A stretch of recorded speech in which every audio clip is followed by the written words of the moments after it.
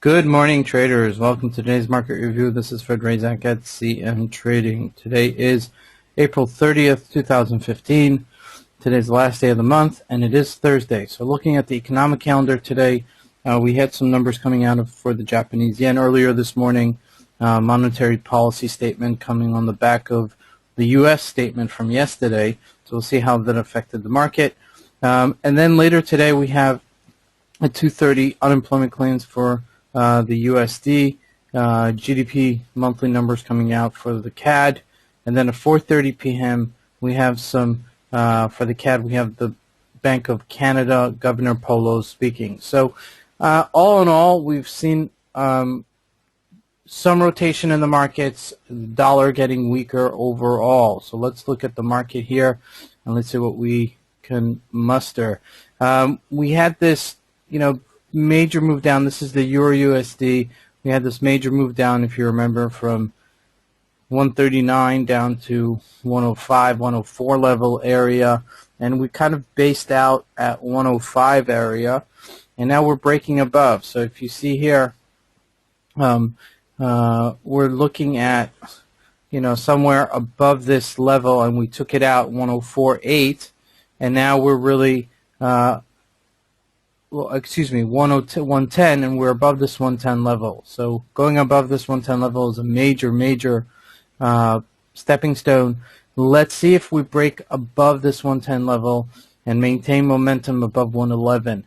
That should be the real test for the EURUSD to see if it's going to continue going up to break this previous support that we broke on the upside. And my guess is we're going to eventually break it on the upside. It's just a matter of time because the dollar is getting weaker across the board, and we'll see it across every currency pair. As you can see here, we're in the GBPUSD, and we're trading at 154. We traded as low as 146, and now we're at 154. So things are really bouncing back for the rest of the currencies internationally. The dollar is getting a little bit weaker across the board. So again, we're going to be hitting multiple resistance levels on multiple currencies, and you're just going to have to keep a sharp eye to see if one of them actually breaks on the upside, to expect some of the other lagging ones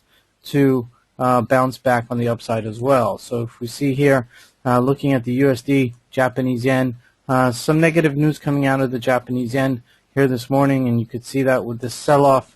Not a major sell-off, 30 pips, but it's enough to make some money in the markets.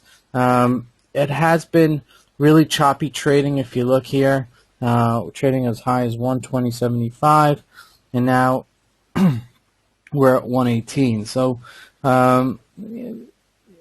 until we really break down further, okay, from this baseline right here, if we break 117, 117, low 118, high 117, then we could see maybe a downside down to 116.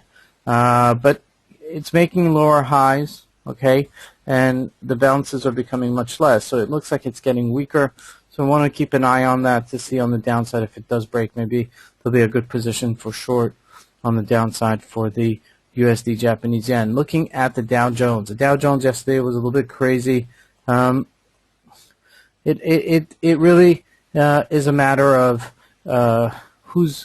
which direction are we going to go. Stocks are going up. The market information that's coming out on corporate earnings is up, and it's very positive. However, it's very cautious at this stage. Is it going to continue going up further? I mean, if you remember, we've seen some of the biggest bull market that I ever remember in the Dow Jones for one of the longest times. So, it's really something that you're going to have to keep an eye on and see what's going to break it or make it for this market. And looking at the Dow Jones, it's still very strong. I'm not sure that we're turning around here yet until there's some sort of confirmation on the downside. To go down. I think we're still in a bull market. Looking at oil really rallied yesterday. We're hitting 58.55. it's a major turning point. If you remember, oil really sank from 105, and now we're at we're at $58 a barrel.